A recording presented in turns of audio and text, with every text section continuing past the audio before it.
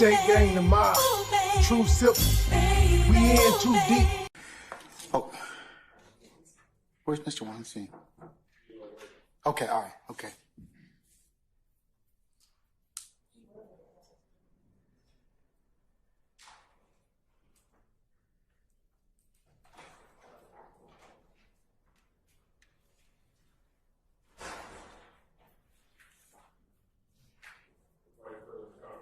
All right, thank you, Deputy Ham.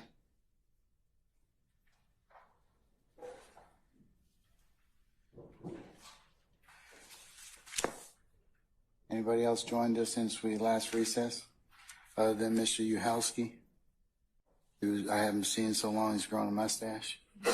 Anybody else? Okay, all right. All right, folks.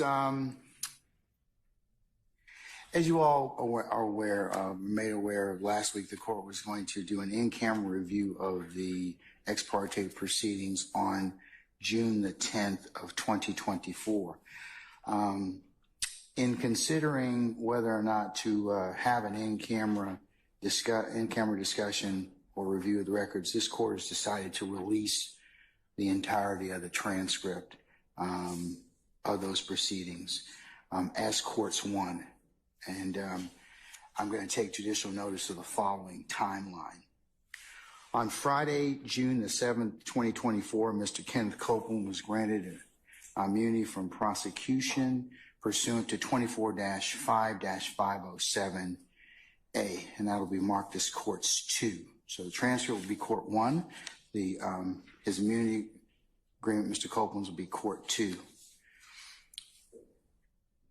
Mr. Copeland, who was represented by Mr. Jonathan Melnick and advised of his rights and obligations, during the proceedings on Friday, June the 7th, which will be marked as courts 3, the transcript of those proceedings, Mr. Copeland invoked his Fifth Amendment privilege and was held in contempt, and that will be courts 4, Mr. Copeland's order of contempt. Mr. Melnick informed the court that he was not going to be in attendance of any further proceedings as he would be on leave effective 10 June of 2024. The court informed Mr. Melnick that his leave, or had discussions with him that his leave was not proper and that he needed to be in attendance on Monday, June the 10th of 2024 with Mr. Copeland. Mr. Melnick relayed that attorney Caleb Bumpus would be representing Mr. Copeland. On Monday, June the 10th, before court, Mr. Edward Chamberlain, the court's litigation manager, informed the court that the state wished to have an ex parte meeting with the court. No subject matter of the ex parte meeting was told. The entirety of the ex parte hearing held on the 10th of June of 2024 was taken down by Ms. Christina Weaver, the court's official court reporter. This ex parte hearing was held in chambers starting at 9:10 a.m. Present along with the court were Ms. Caleb Bumpus, attorney or ADA Ms. Adrian Love. Also present were the DA's investigators, Mr. Long and Mr. Hamilton. The ex parte hearing stood in recess from 9:34 to 10:03 a.m. to await Mr. Copeland's arrival. The ex parte hearing resumed with Mr. Copeland present at 10:03 a.m. Also present were attorney Bumpus, Ms. Hilton, the DA's investigators Long and Hamilton, the court and security personnel, deputies Houston, McPherson, Brown, Sergeant Brown, and Sergeant Hall. The ex parte hearing stood in recess to allow Mr. Copeland to have a private conversation with attorney Bumpus from 10:17 a.m. to 11:28 a.m. The ex parte hearing resumed at 11:28 a.m. The ex parte hearing concluded at 11:31 a.m. The court arrived in courtroom 1C at 11:49.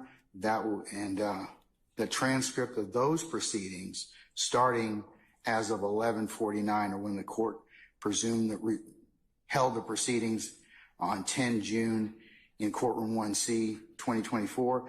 Those that will be marked as courts 5. The proceeding in 1C commenced on the record at 11:52 a.m. A lunch recess was had at 12:51 p.m. The parties returned from lunch, and Mr. Steele informed the court that he had a motion, and that was at 1:46 p.m. In asking then Mr. Steele later that afternoon was held in contempt. However, he was allowed to continue representation of Mr. Williams. And then then transitioning to the last matter the court wanted to put on record. Upon further review, this court will in fact enter an order sending Mr. Adams and Steele's, Mr. Weinstein, and Mr. Banks' motion to recuse to another judge pursuant to Uniform Superior Court Rules 25.1 through 25.7 in the method and manner prescribed by our local rules. So this written order is entered. I will enter the order transferring it, and until such time as those two things are decided, then we'll be in recess until that time. And we will just inform our jurors that they're until they're not supposed to come back on Monday until Monday anyway. So I will have Deputy Ingram and Mr. Mana indicate to them that they are still on recess and we're continuing to work. So that's all I have for you at this point in time.